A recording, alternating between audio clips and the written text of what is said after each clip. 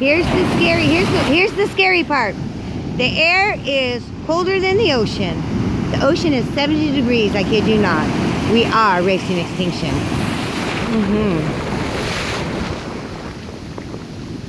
It is super, super hot. Whew, it's pulling me back too. There's some things that you can do about it. Each one of us together, we can do this. Together we stand, divided we fall, but the ocean dies, we're all dead. Please watch Cowspiracy, www.cowspiracy.com. Watch GMO Global Alert on YouTube, and watch Racing Extinction at www.racingextinction.com. It's that serious, loves.